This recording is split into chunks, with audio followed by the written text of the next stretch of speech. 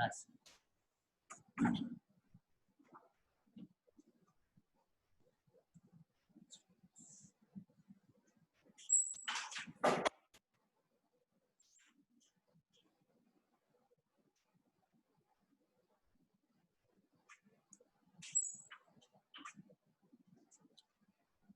My dear students, good afternoon.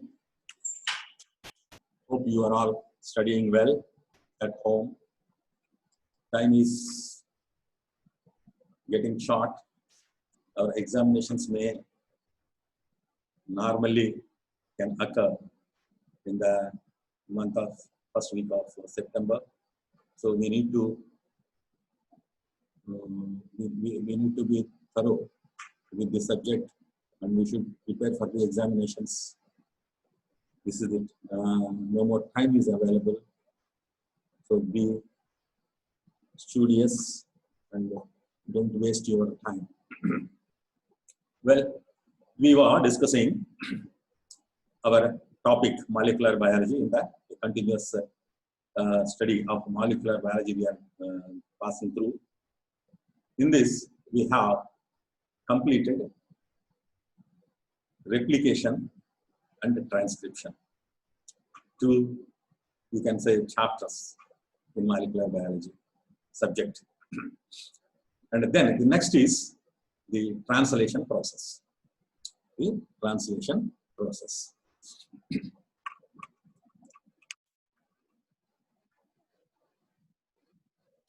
What for this translation? What is translation?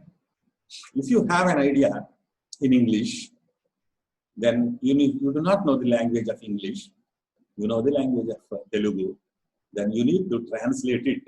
Somebody is there who can translate it into the language which you can understand. So in the cell, the idea is in the form of DNA, and the function is in the form of protein.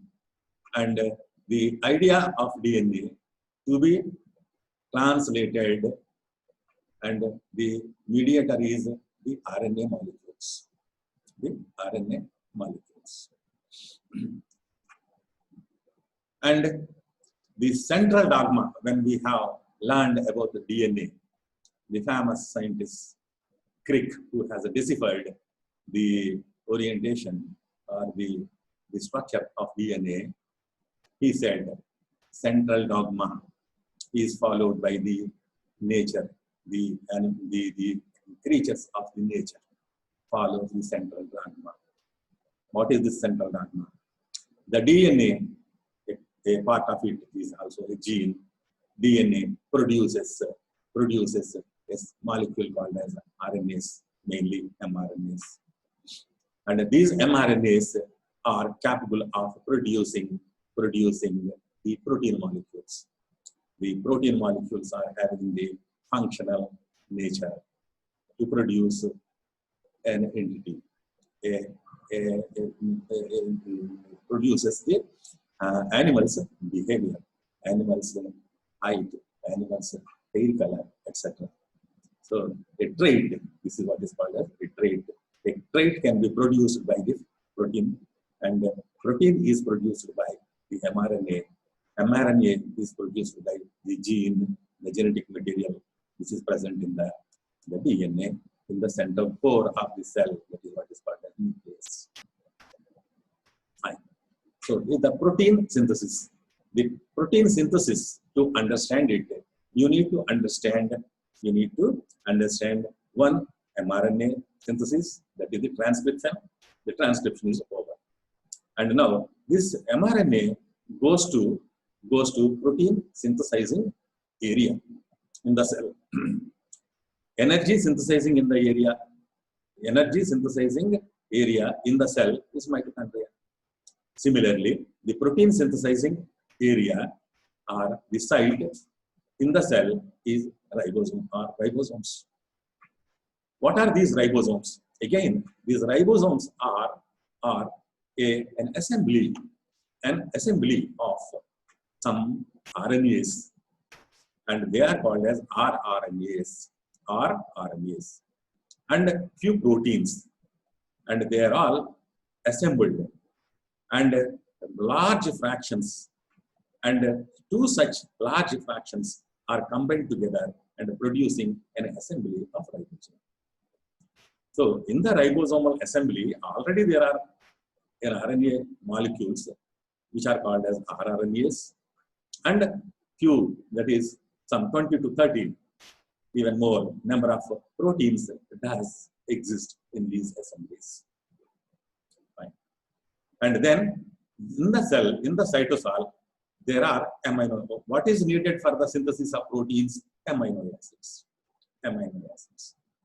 Then a message is there in the gene, is transcribed onto an mRNA, and mRNA is coming over to the ribosome, and mRNA is what is its nature? It is a polynucleotide sequence, and this polynucleotide sequence now need to attract amino acids which are being present in the cellular cytoplasm. They have to be bring down, and one by one, in a systematic way, according to the primary conformation of that particular protein, need to be joined together by what bond? How amino acids are connected one to another in a protein? With what bond they are connected? Peptidyl bond, PepCONH. That is peptidyl bond. And some mechanism must be there to connect exactly first amino acid, second amino acid, third amino acid of a particular protein, which this is supposed to synthesizing, is to be brought in that specific order, and one to another they have to be joined together by the peptidyl linkages. Well, and this process, how can it occur? So initially, we know only the first invention is DNA, and how DNA is there, and then later on how the protein is being synthesized is not known. In the area somewhere around 1950s, this work is the hard, very hard scientific work going on all over the world. And then, and this is the gene and mRNA, and then this is a synthesis of protein basing on mRNA or from mRNA. Synthesis of protein from mRNA is called as translation. We are trying to know the complete protein synthesis mechanism. In the protein synthesis mechanism, the translation is the main arena in the protein synthesis. That is, expression of a gene into a protein is translation. that is the mRNA to that we are trying to learn expression of gene into a protein, and where the translation is the main process, and the mRNA is producing a polypeptide, otherwise a protein, is a translation. Right. To know this protein synthesis mechanism, I said you need the gene to produce an mRNA, and then in the ribosomes, that is the site where the protein synthesis mechanism is housed. And then this mRNA, the ribosome itself, I said just now, that it is having an RNA, and whose name is rRNA, and also with the various proteins, about 30 to 40 proteins, they come together and produce a systematic assembly, and that is what is ribosome. That is what is ribosome. And apart from that, even in the cytosol, there are the ribosome. There are RNA molecules, and these RNA molecules are associating with some amino acid, one amino acids, and these molecules are being rather isolated isolated by Paul Berg. So this particular RNAs, he called them tRNAs, transfer RNAs. So now we have three important RNAs. RNA1, mRNA. Whatever the gene is having the sequence of amino acids is supposed to be there, the code for that or coding way is there in the gene, and that is transcribed onto a RNA molecule, and this molecule we are calling is mRNA. So whatever the protein is supposed to be synthesized, the idea is carried by the mRNA molecule, taking the dictation from gene. Then it need to be now, amino acids need to be assembled and tied together with the peptidane linkages, and the primary conformation has to be rigidly followed. Any change in the primary conformation of the protein, first amino acid glutamic acid in a particular protein, example, second amino acid alanine, third amino acid is arginine, then any order change is going to be devastating and that protein is not going to function. So the primary sequence need to be exactly. So now from the cellular vicinity, in the cellular arena, the amino acids does wandering there, they have to be brought to this area where the mRNA molecule is there, and there they have to be fixed, and one by one they should be joined together. Is it possible? People are not able to understand. So in this way, in this process, they have identified they have studied the ribosomes, and rRNAs have been deciphered, and in the cytosol, they saw some RNAs which are along with an amino acid, and they are moving along with the amino acids to the ribosomal sites. What does it mean? That means they are catching amino acids, and they are catching amino acids in the cellular vicinity, and they are bringing them towards the ribosomes. So they are transferring the ribosomes. They are the lorries, the trucks, which are carrying amino acid, single amino acid. And these ones, they naturally called it as tRNA. Paul Berg has called these RNAs as tRNAs. My dear students, the mRNA is a linear molecule, maybe having some folds, and tRNAs, the rRNAs, which are present in the ribosomes, where they are being folded and put into three-directional conformation in a globular fashion. But whereas, see, this tRNA is a single chain. No doubt it is a single chain. But here and there, they have complementary bases. They come together and forms here and there, the double helices. Here and there, here is a point, here is a point, here is a point, and here. So there are double helices are formed within the single chain of RNA. This is what is tRNA, transferring RNA, amino acids transferring RNA. The person who has invented is Robert Holley.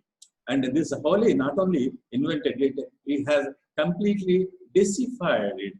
Deciphered means what are all the bases that are being present, or nucleotides that are being present in this molecule. And what is its shape? What is its shape? It's a shape, you see, it is a clover leaf shape. It's a clover leaf. Clover leaf is here present. So it is a clover leaf shape. It has a 5' end and a 3' end. Where is it synthesized? Where from it is synthesized? Again, to synthesize these tRNA molecules or rRNA molecules, there are specific genes. There are specific genes. Especially, they are existing, they are present in the nucleolus. Nucleus, and nucleolus. In the nucleolus, thus present, those genes are synthesizing the ribosomal RNAs. That means whenever the protein synthesis is very active, nucleolus is prominent. Nucleolus will be prominent whenever there is a protein synthesis active in those nuclei. So now, this is also, this tRNA molecules are synthesized from the DNA of the parent, the cell that is in the nucleus, the DNA, and this particular molecule, tRNA synthesizing enzyme is, again, because it is an RNA polymerase, and in mammals it is RNA polymerase 3. RNA polymerase. And then this is synthesized in a large chain, and later on some modification does occur, and then this is automatically taking the tertiary level conformation, that is the double helices here and there. And now this molecule is being named. You can see here is an arm, here is an arm, this is an arm, and this is an arm. They are an arm. This arm is called as where the amino acid is tied up. Before that, this end of this RNA, there is, you can see CCA. This end is added after the DNA molecule, large DNA molecule is synthesized, and it is with some parts are being scissored, cut off, and modified, and then it is being CCA are added after the synthesis. And then this is the 5' end, this is the 3' end, and this is present CCA. For all the tRNA molecules, the CCA is present in the 3' end. And this adenine with its hydroxyl group, OH group, it will be joining with the carboxyl group of an amino acid, and an ester formation. It links to an amino acid. How many amino acids we know? For the sake of synthesis of proteins, there are participation of 20 amino acids. So now we expect 20 different tRNA molecules, minimum 20 different tRNA molecules we expect. But truly there are 31 tRNA molecules. 31 tRNA molecules does exist in our cytoplasm, mammalian cytoplasm. So now, number one, here 3' end is connected or linked to a specific amino acid. Specific tRNA, specific amino acid is being linked. This is acceptor arm. There is exactly on the opposite side of the arm, you can see here 3 polynucleotide, small chain, or otherwise 3 triplet. There are 3 triplets you can see, nucleotides at this level. This is what is called as anticodon. What is this code? We'll learn a little bit later. And after this. So this is called as anticodon. Anticodon, and hence it is anticodon carrying one anticodon arm. And then this side, on the left side of us,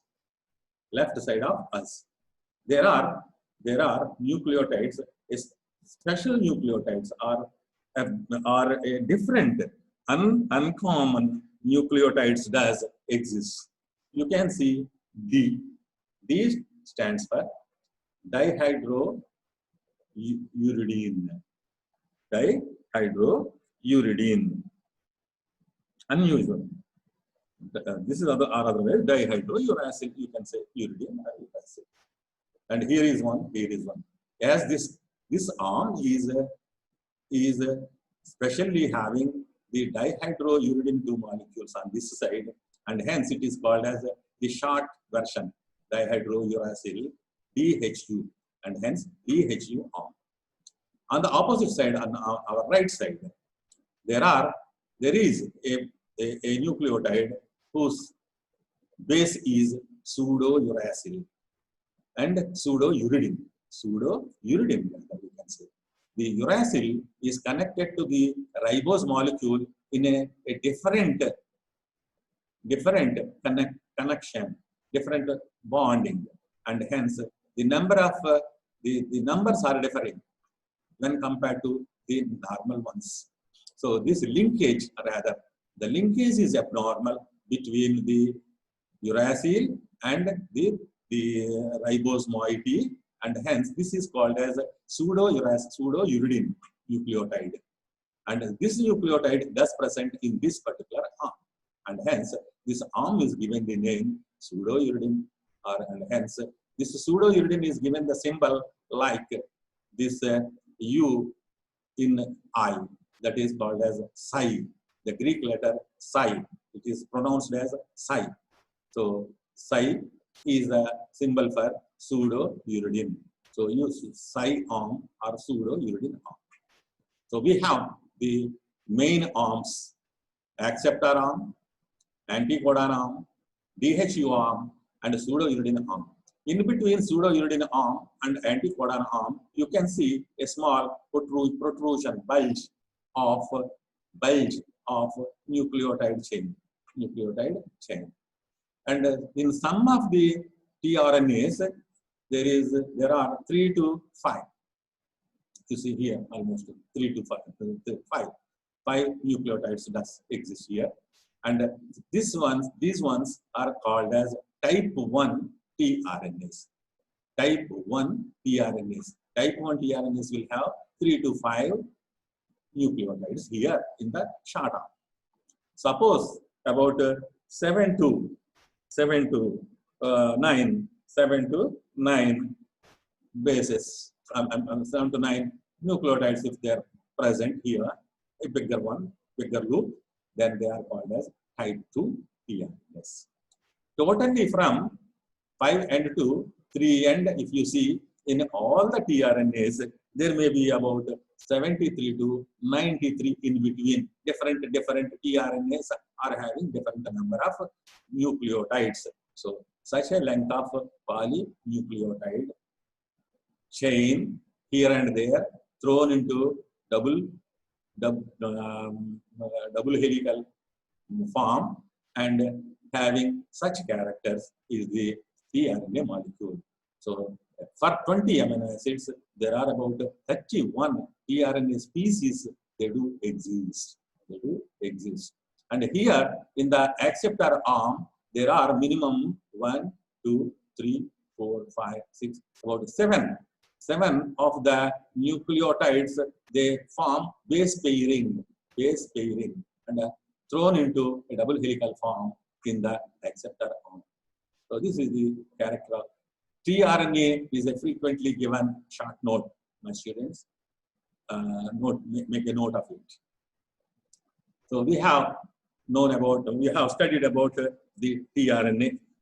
The tRNA synthesized again from the main DNA.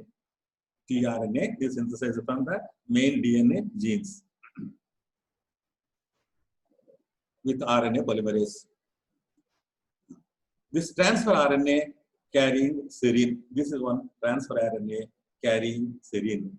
This one on the anticodon region, you see, I said there is a triplet, 3 nucleotide sequence, that is UCA. This is very, very specific. This is very, very important. Why we will be knowing it? Because this will be paired with a codon which is being present AGU on mRNA. So whenever there is AGU on mRNA, then the tRNA that is being summoned called with UCA anticodon, and that is serine. So serine amino acid is being brought to this location. And methionine tRNA was isolated by Palberg. And Palberg is another person who has had an extensive work in this protein synthesis. So tRNA, methionine tRNA was first isolated by Palberg. And he said some other RNA species are there in the cytosol, apart from mRNA and RNA. So now the concept of genetic code. mRNA, we have seen that there are AU, GCU, something like that. One by one, continuously, the nucleotides are there. How these nucleotides are able to identify a amino acid and how they are able to tie up them. That is the major question to be answered by the scientists. So now they thought, how many nucleotides are there maximum are 4. Suppose all 4 of the sequence, if they are identifying one amino acid, trying to identify one amino acid, then there will be only 4, and only 4 amino acids can be bring down. Suppose 2 nucleotides are giving some signal, then 4 into 4 into next 2, 8 the different processes, 8 different combinations, and then it's not sufficient. So now they have gone to this mathematics of permutations. Mathematics of permutations. Out of the four, if all 4 supposed to, the sequence and the type, both of them are putting together, if that is taken into consideration, 4 to the power of 3, 4 to the power of 4, that is going to be 160. 4 into 4 into 4 into 4, that is 64 into times 4. 64 into 4 times. We have too many. So now they have come out with the 3 nucleotides. Permutations will be coming to 64. That is 4 to the power of 3. 4 to the power of 3. 4 into 3.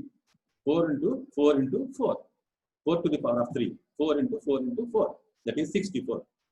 Suppose only 2 are taken, 4 square. That is 4 into 4. 16 only will come. 16 only will come.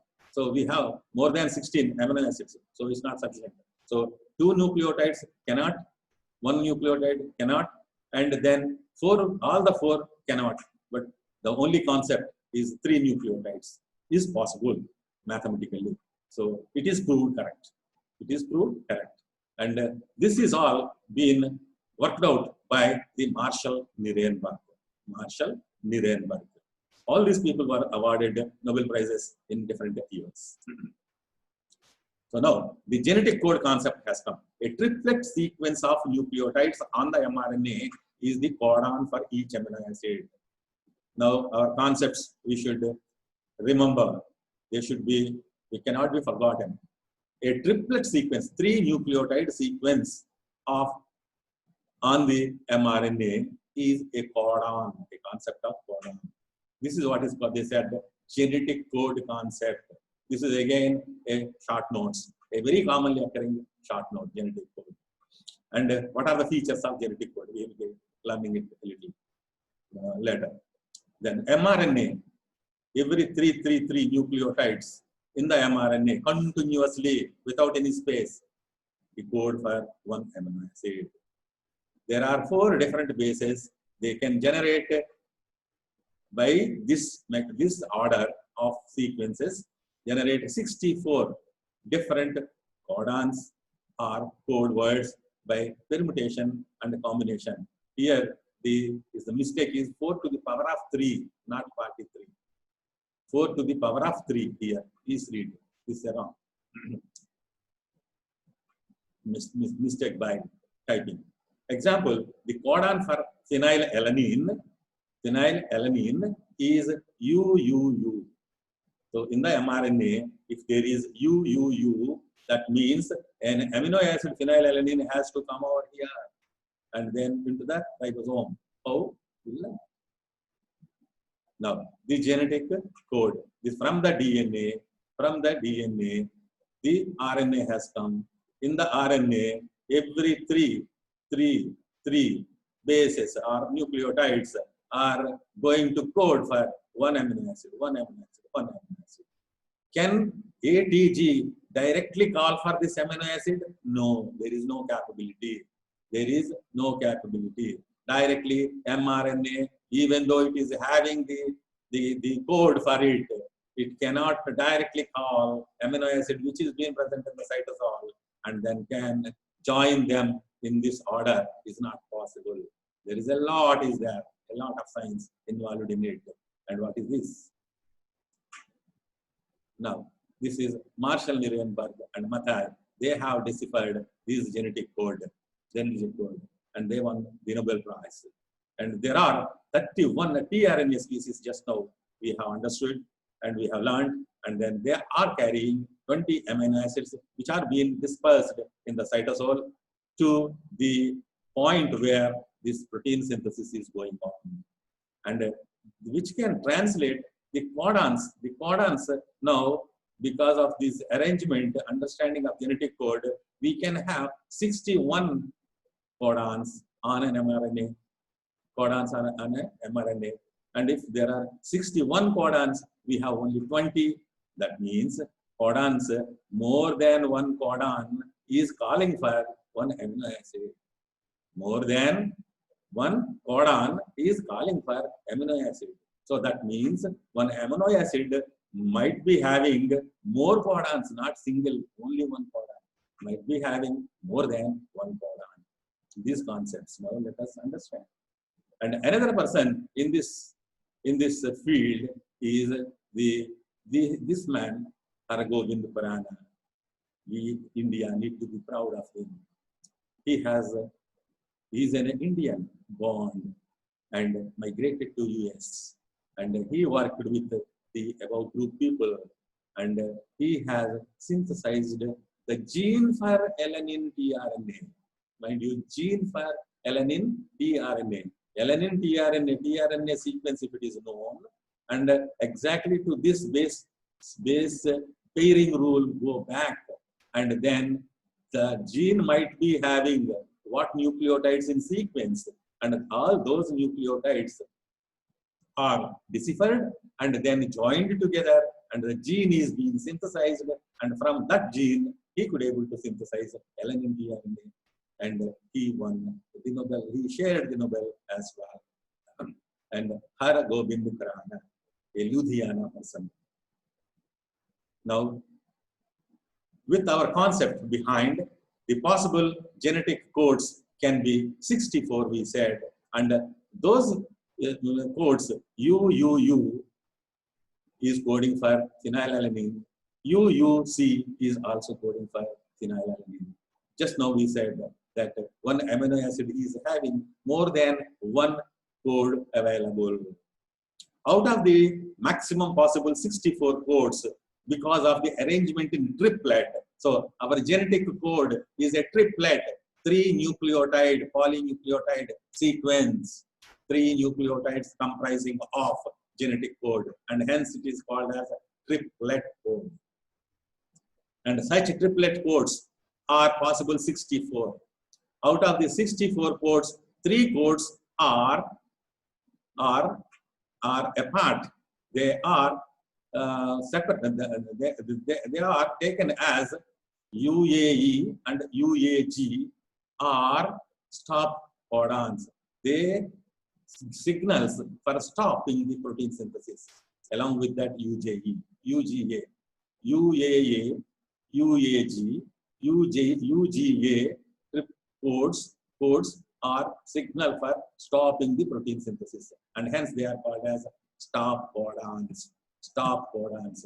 So 3 codons are out of possible codons of 64 are apart as stop codons. Remaining 61 are used for the coding the 20 amino acids which are possible available, and hence some of them are having 2 codons, some of them are having even 6 codons. 6 codons. So now this is the 1 code, and for what they are coding: UCU, UCC, UCA, UCG, all are coding for serine. Like that, all amino acids and their corresponding codons are shown in this table. So now, what are the salient features of genetic code? This is the important question. The short notes: genetic code. Genetic code. Yes. The genetic code is having three, again and again we are telling. So it is a triplet, three bases or three nucleotides are comprising, continuous nucleosides are comprising triplet code. It is a triplet. And then it is next one is, say, better understand, universal. These codes, my dear students, like just now we said that UUU is coding for phenylalanine. So whether it is E. coli, a microbe, or an elephant, which is a huge organism, a mammal, whether it is a E. coli or a highly evolved elephant, in both of them, UUU codes for phenylalanine only, and that is what is called as a universal. This is only as far as undergraduates are concerned, it is universal. But as PGs, there is nearly universal, they say, because here and there, small exceptions, not in the cytosol, but in the mitochondrial areas. And that is called as a universality. So it is a triplet code. It is a universal. It is universal, and then it is degenerate. Then next one we will try to understand degenerate.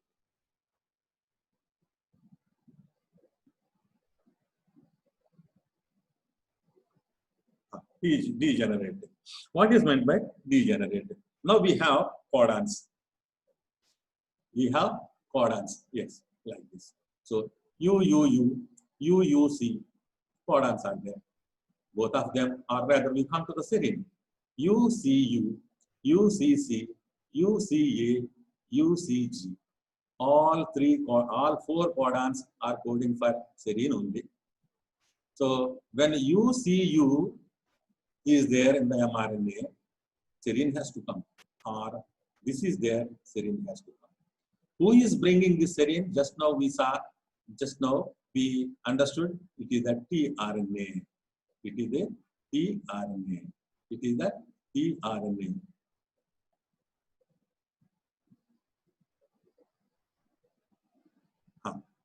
So suppose like this, AGU is there, then UCA containing anticodon. It is invariably the serine. AGU is for serine, and hence UCA anticodon, exactly base pairing 1, anticodon containing tRNA will be summoned to this place. Where? To the ribosomes. And hence, this particular UCA containing tRNA invariably will be having serine. And that is how serine will be brought to the area of protein synthesis. Directly, AGU codon cannot call for the serine. It calls for a tRNA which is having anticodon which can base pair with the codon. And this way, the serine will be brought along with the tRNA which is having the base pairing anticodon. This is the thing which we are supposed to understand thoroughly.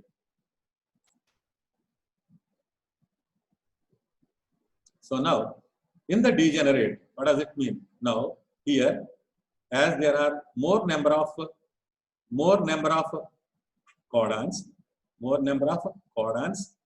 only the last codon can ignore base pairing rule. Base pairing rule can be ignored at the third nucleotide in the codon and anticodon. This has to be there, and hence, because it is ignoring, this is called as degeneracy. So the degeneracy of the genetic code is the first two nucleotides in the code are very essential, and they definitely will have base pairing rule. They will not ignore the base pairing rule, but the third one will ignore. This is what is called as degeneracy, because there are more number of codons. than the anticodon. That is than the anticodon containing amino acids. So this is degeneracy, and because this is when this uracil instead of A, it can have another nucleotide. Even C can be there, and T can be there, and ignoring them, ignoring this is called as obbling. Obbling. The third nucleotide obbles.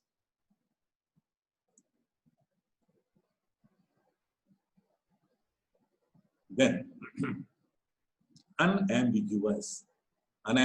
Now, just now we learned that one amino acid can be coded by many codons, But whereas a codon can call for only one amino acid, can code for only one amino acid, and hence there is no confusion. There is no confusion. Strictly, definitely, it can call for only that amino acid. The codons may be 4, but all 4 having the capability to call for that serine only. And this is what is called as an ambiguity. So, one amino acid is having more codons, is degeneracy, and one code definitely have only one amino acid is an ambiguity. And then non-overlapping. Once U is over, and then the next nucleotide cannot be ignored, and the next nucleotides cannot go and try to call for an amino acid. That is, missing here and there nucleotides in the sequence is not accepted. The code is not overlapping at all, and hence continuous process. This is what is called as a non-overlapping. And then non-punctuated, there is no punctuation in it. Punctuation means the after 1, 4, 5 new codons are being initially coded, and 4 amino acids are then tied up, and then that is peptide linkages tied up by peptide linkages, and wait for some time is not possible. It cannot wait. There is no comma-less or non-punctuated. It is called as, it is also called comma-less. Some certain books called comma-less, non-punctuated. Once it starts the translation process, it completes. And this is what is called as the non-punctuated. So now today we learned the primary structure of tRNA, and then the genetic code, which is the most important one for this understanding of the protein synthesis, and the fundamentals of genetic code. This is what are called salient features of genetic code.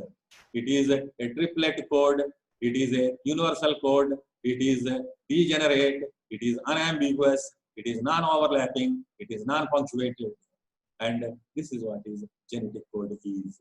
Genetic code does exist on mRNA, and mRNA calls for tRNAs.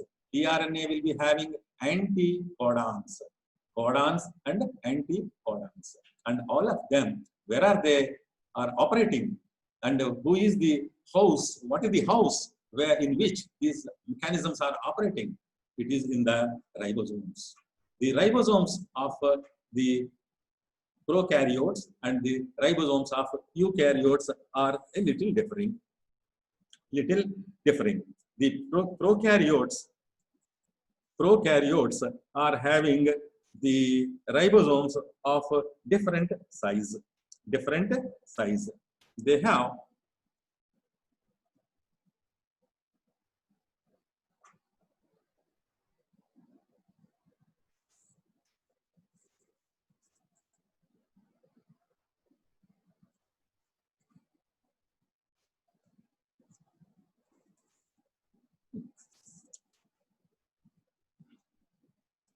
the bacterial, otherwise the prokaryotes. The prokaryotic RNA, ribosomal RNAs, when they are being isolated, they are isolated by a mechanism, a physical technique called as ultracentrifugation. With the help of ultracentrifugation, the cells can be initially destroyed or the ribosomes can be separated from the cytosol. And people has identified what is called as 70 S. S stands for Swedberg units. They are units in the ultra centrifugation, very highest level of centrifugation. There is what is called as Swedberg, is the physicist who has invented this process, and the units are Swedberg units. The revolutions are converted to Swedberg's units. And the 70S level, the ribosomes can be harvested. So the 70S ribosomes are present in bacteria, that is prokaryotes. But in the eukaryotes, mind you, dear students, it is 80S. So that means when compared to the prokaryote ribosome, eukaryote ribosome is larger. And there are two subfractions in the 70S, that is bacterial ribosome, that is 50S and 30S. Don't add them and try to see the 70 or 80. This is not the way. So 70S is being split into two different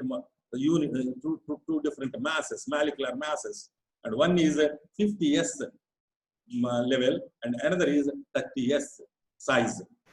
Whereas in the eukaryotes, it is the 80S, that is a larger one.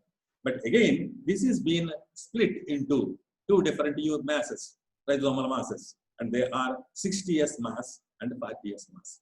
Each one in either of them, that is all four of them, containing some content of ribosomal RNA and a few of the proteins. And both the units, larger unit, smaller units, those units will be added together, and then the mRNA will be inserted into it, in these two molecules in between will be inserted, and this ribosome will see the mechanism of protein synthesis, will conduct the mechanism, or otherwise the process of protein synthesis is being done by these two units joined together. And those ribosomal RNAs which are being present in it, as well as the proteins that are being present in it, there are not less than 30 to 40 of them are there, and all of them are going to produce protein. And this whole mechanism, again, to the credit of one great scientist, Venkataraman, who is again an Indian born in near Salem village. And he again migrated to US, and in the chemistry, he got the Nobel for the mechanism of assembly of ribosomes in the nucleolus. So unraveling, deciphering the whole mechanism for which he was given the Nobel. So now we understood mRNA is supposed to synthesize the protein. For that purpose, the most important ones which will conduct this process, does this process, are the ribosomes, and with the help of tRNAs, ribosomal RNAs and tRNAs. In the ribosomal RNAs,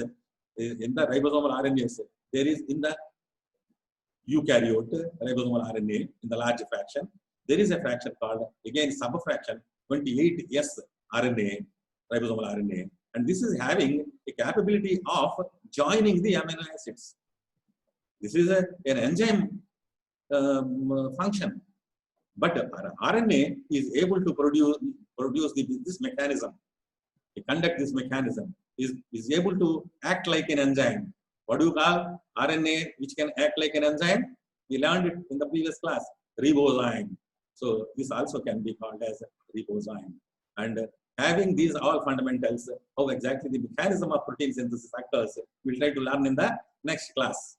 Please go through the textbooks and try to read once more, then you can recall it back or remain in your brain.